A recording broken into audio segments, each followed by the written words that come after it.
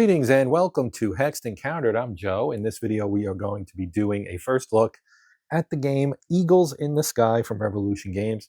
Now, this is not a new game, and I've had it for a while, but I have not yet broken the seal, so to speak, and taken a look at it.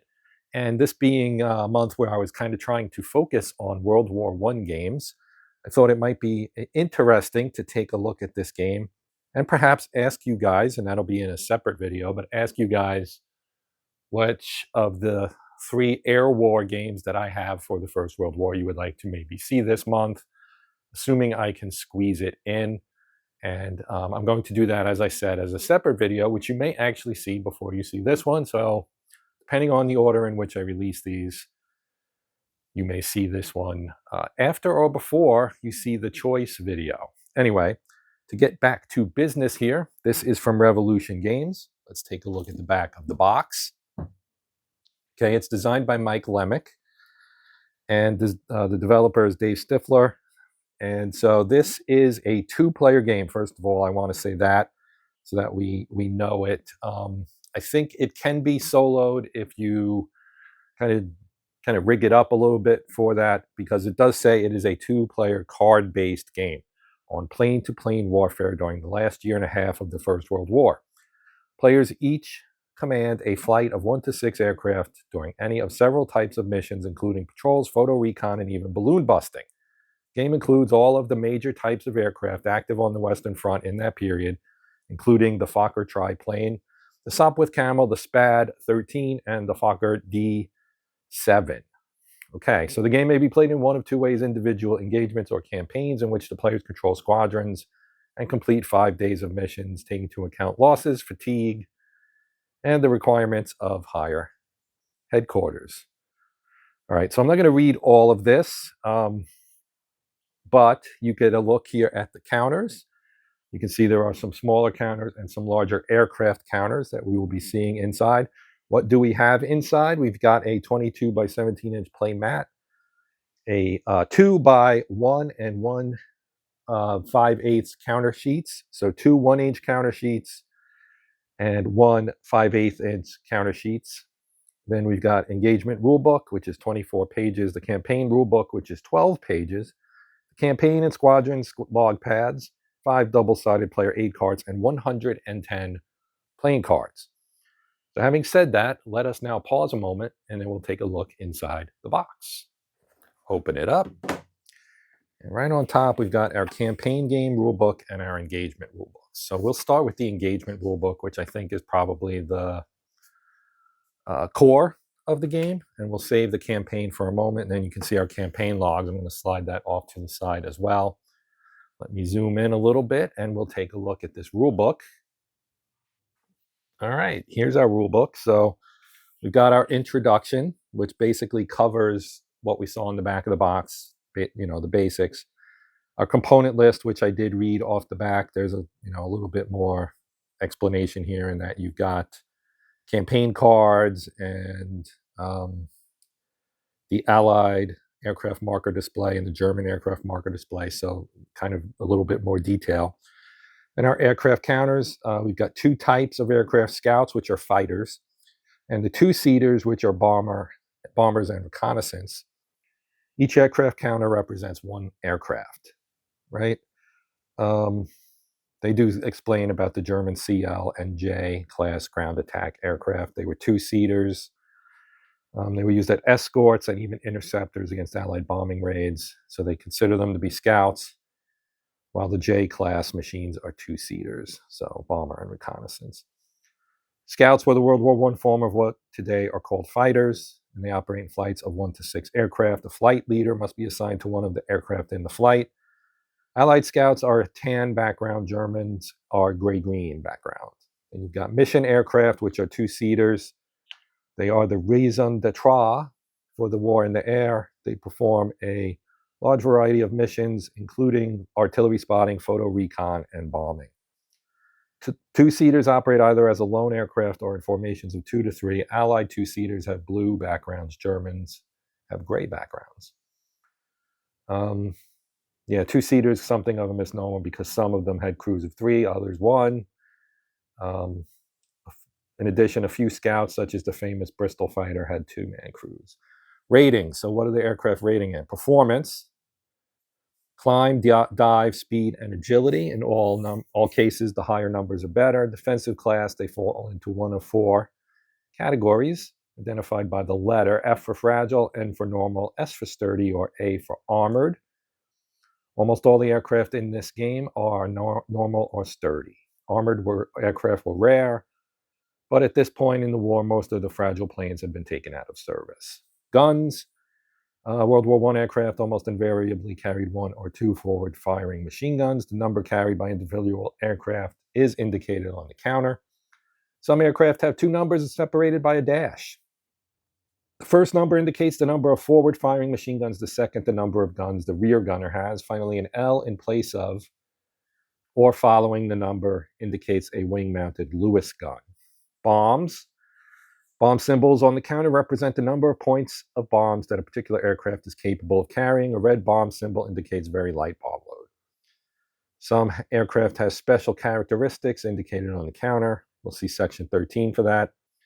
Back of the counter indicates, well, that's the side with the red stripe next to the performance rating, indicates it's been activated that turn. Maneuver cards shuffled into one deck at the beginning of each game. After initial cards are dealt, the remaining cards become the draw pile. Each maneuver card has two sections, a maneuver section, which is used when the card is played from a player's hand, and a fire section used to resolve combat and to help resolve a number of other procedures during the course of play. Maneuver section includes, or contains the name, one or more symbols showing which performance rating the card's used with. Cards that have more than one symbol can be used with any one, in bold, of the rating shown. The maneuver rating, the higher the number, the more effective the maneuver. The card number, which is used to identify the card and determine whether or if a random event has occurred. The card number is also used in other ways in the campaign game. Any special rules pertaining to the maneuver. Fire section contains a fire value number used to determine if a fire attack hits its target. All cards with a fire value also have a damage table. Some cards have the words gun jammed, indicating the firing gun has jammed. Maneuver cards can be played from the player's hand in one of two ways, as an activation or as a response to an activation. You can see maneuver cards, right? We've got maneuver up here. This is the fire section down at the bottom. This one has gun jammed. You can see the name of the maneuver, snap turn, side slip over here. Its rating, its index number, and then here's the damage table, and so on. Pilot counters. These counters represent the men in the cockpits of the aircraft.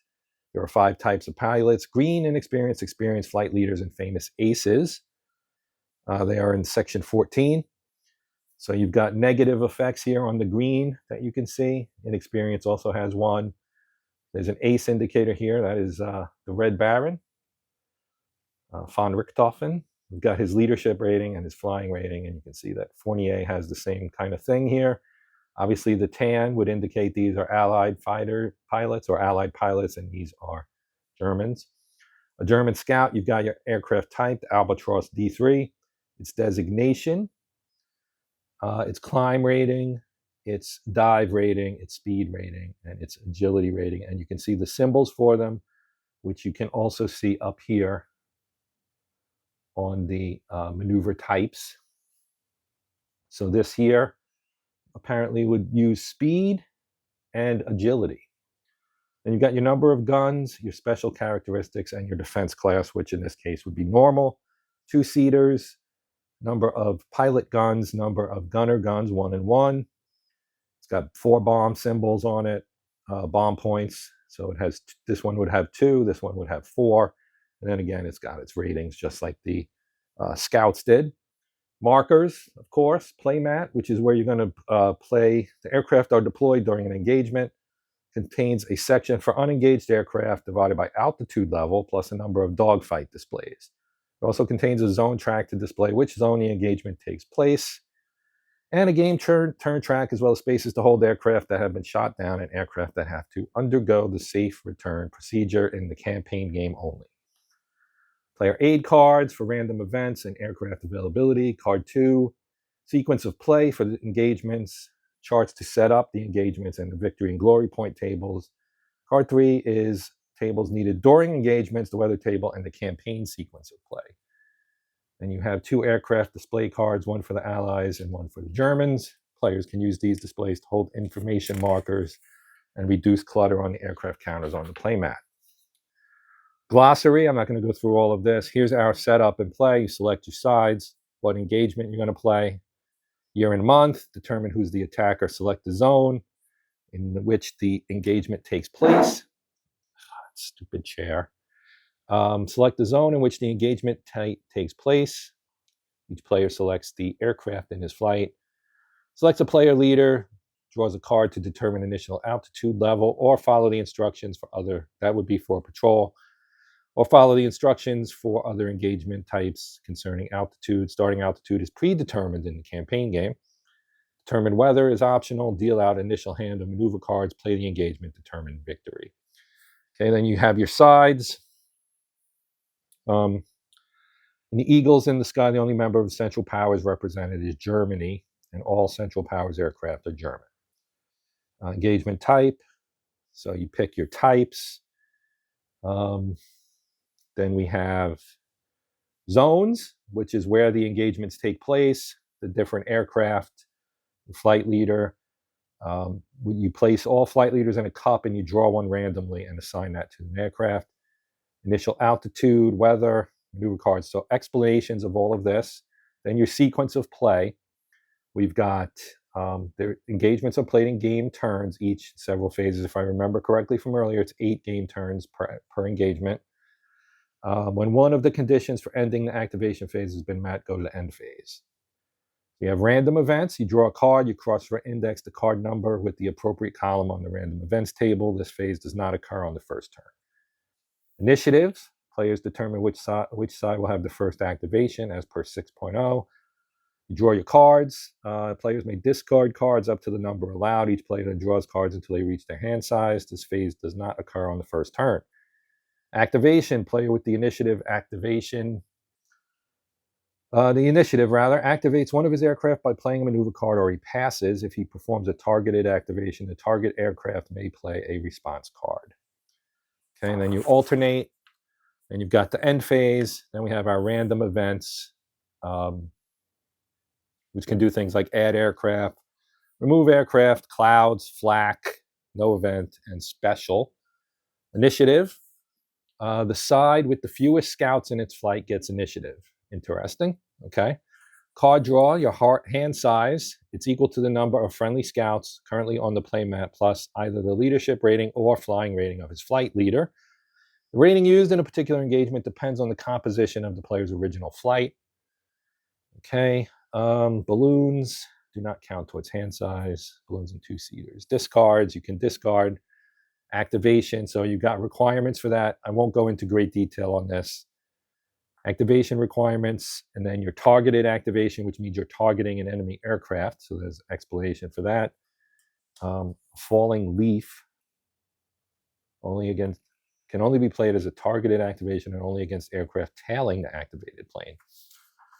Okay. Responses, untargeted activations when you're not targeting a specific aircraft. Dogfights and how that works. Position levels, right? When you talk in dogfight, you're typically talking about being advantaged or disadvantaged or neutral. I'm sure that's probably in here somewhere. Again, I don't want to get into too granular a detail. This video will take an hour. You can see the displays here, which kind of show the disposition of the various aircraft and how do you leave a dogfight. Our combat eligibility, the procedure for firing, and so on, right? Tailing attacks head on, gunner attacks, formation, jams, damage, what causes your plane to get shot down. Looks like it takes 3 structural hits, 2 wing hits, 2 control hits, and 2 engine hits to shoot somebody down. You can have crew hits as well. Aircraft can be on fire. You've got your altitude levels and their effects. So you have treetop, low, medium, and high. Those are your 4 levels. changing altitude by diving and climbing, how that works. You use your climb rating. Makes sense. What happens after an altitude change? So pretty detailed here.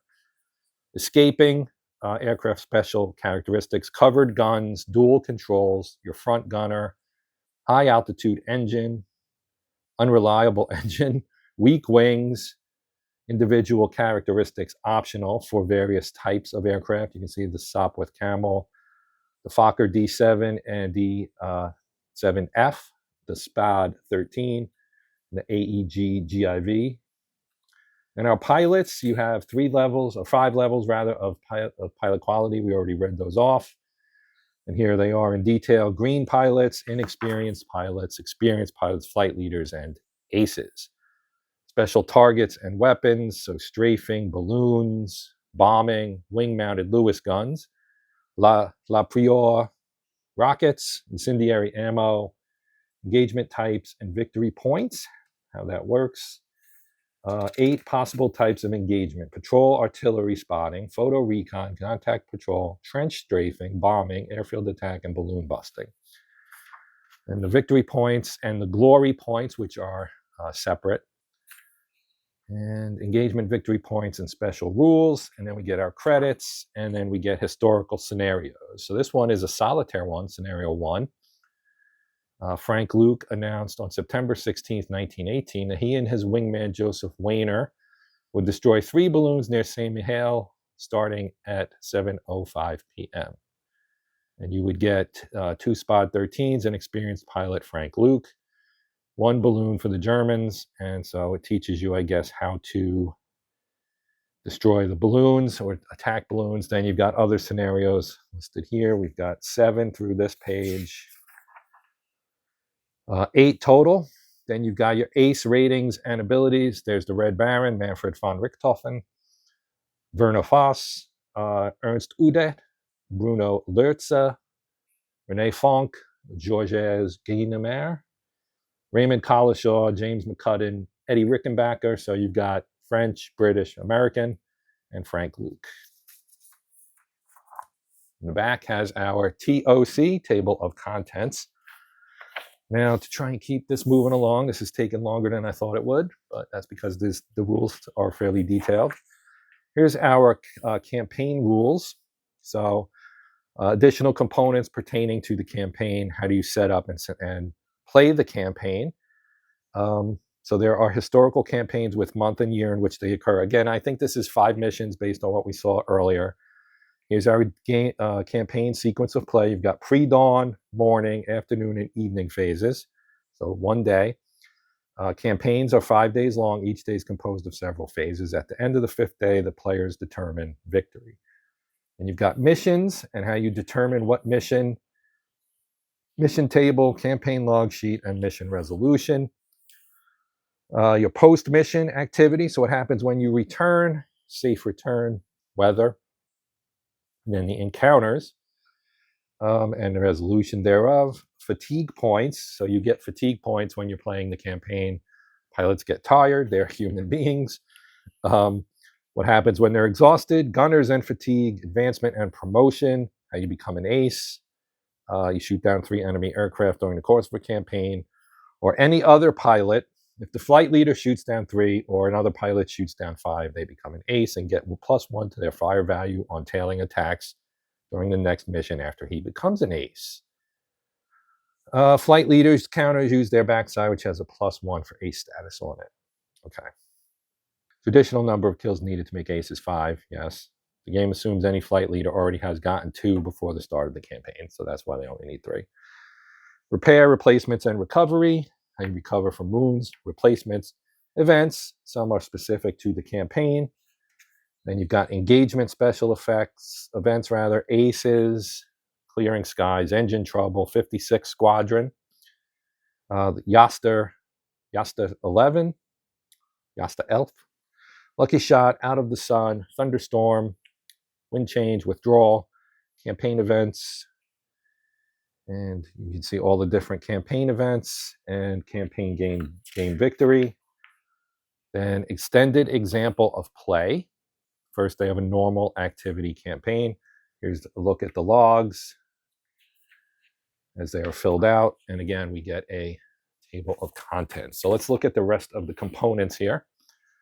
So here we have the campaign log, which they give you plenty of copies of this. This is pretty thick, actually.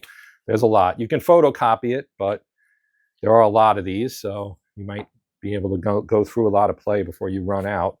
Same for the squadron log. Again, lots of copies available, and you can see your pilot lists here with the missions, A through M, and then your aircraft type and your damage as you mark your damage.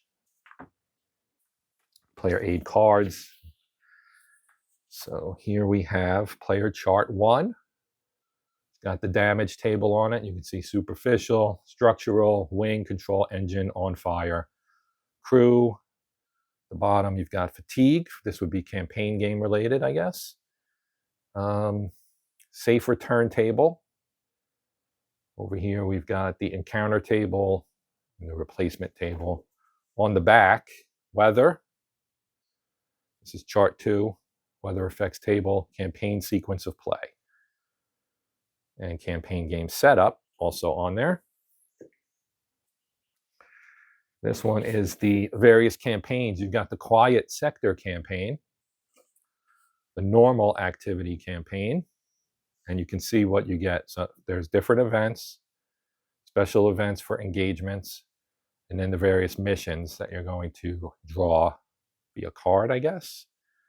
Again, I didn't go through the details on that because of how long this is taking, and I don't want it to take very long. And then Operation Michael, which was, of course, a German offensive in 1918. And so we have a campaign for that. On the back, we have the Cambrai campaign, which is the same thing. This was in 1917, but it is the Allies on the offensive. And here we have the engagement chart with its sequence of play, its set up, the tables for engagement, the engagement type, the year, month determination, zone determination, altitude, and maneuver. And on the back, you've got your engagement victory determination via the chart for modifiers and specific victory points and all kinds of stuff. Campaign points at the bottom. Here's our random events table with various areas, as you can see, for the Allied rear area, Allied front lines, no man's land, German front lines, and German rear area. On the back, service dates for all the aircraft. So this is interesting, even from a historical standpoint, to just look at all of the aircraft that are in this game. There's a lot. And they're separated, I guess, by nationality. So that's that. That's pretty cool. And then we have our 2 displays. So you can see here, you've got your mission aircraft and then your squadron aircraft for both the Allies and the Germans. Nothing on the back, as you would expect. Now we have our counters. So here are the 1-inch counters, the aircraft counters. I have it upside down. And so you can see kind of the detail on some of these. Well, some of them are upright, some of them are not. You got the pop. Here's the Sopwith triplane, the Dolphin. We've got the Dolphin over here as well. Another pop. Here's the Newport 28. So you can see all of these here. Turn it around. See some of the other ones. And then on the left, you have your various 2-seaters. So your mission aircraft, their bombs, noted. Okay, they are 2-sided, so you've got the stripe that indicates activation. Okay, so that's sheet 1. Here's sheet 2 with more aircraft. These would be Germans.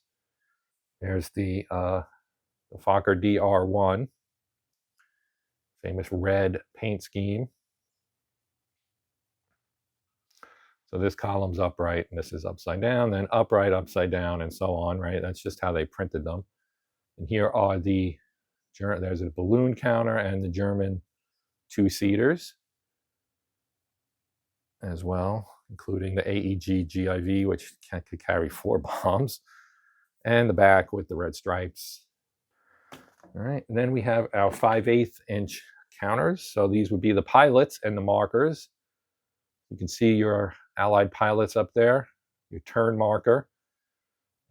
Then you have, so these would be the named guys, right? These would be your aces. So you've got your Brits.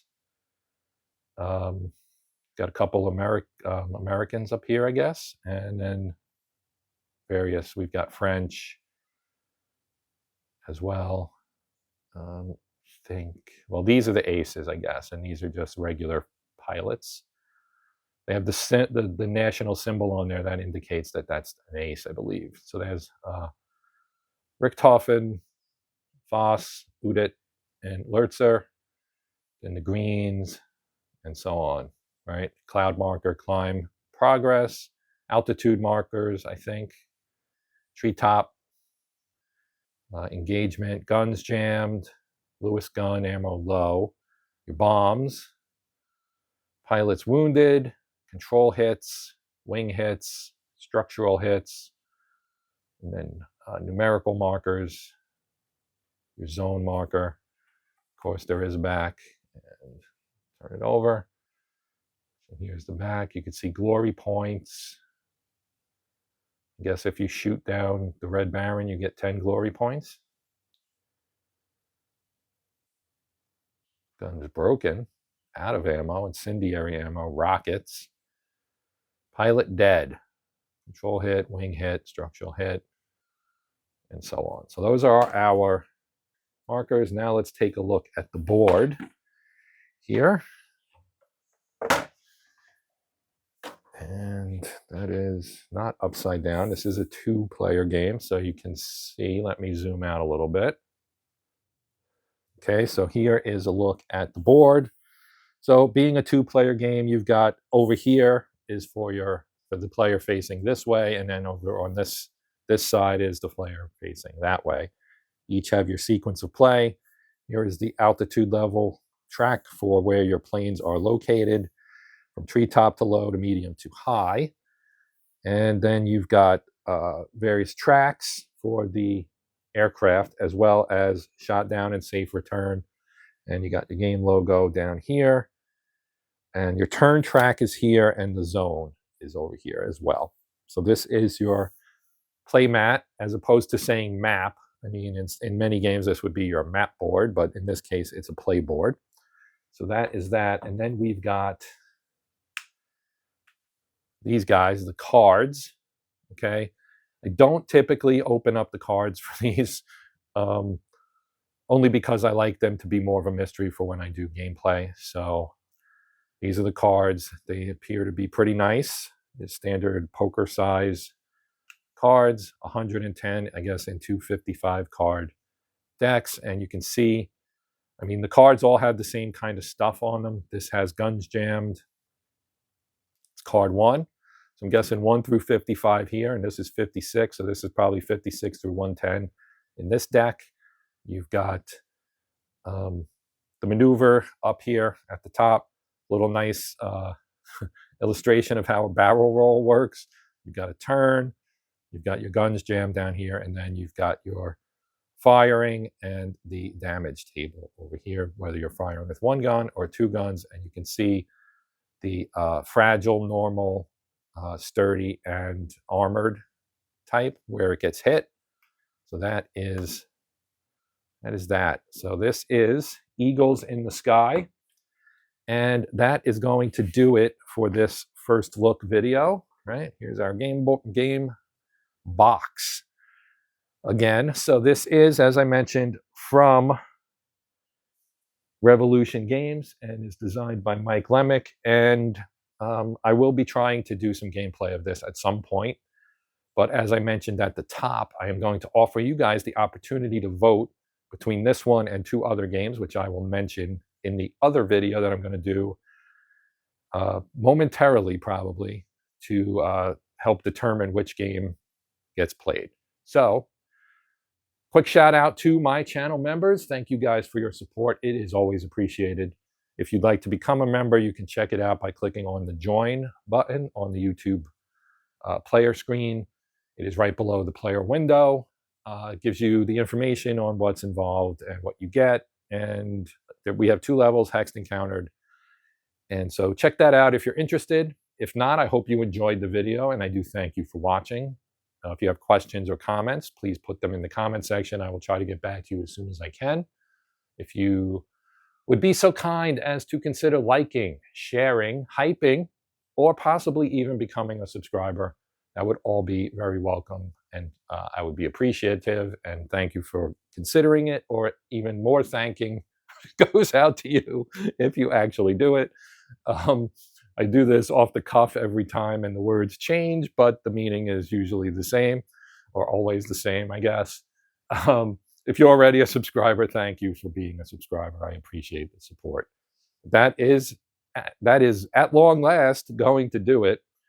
I'm Joe. This is Hexed and Countered. Look out for that next video here on your choice for the Air War game. But until next time, as always, happy gaming.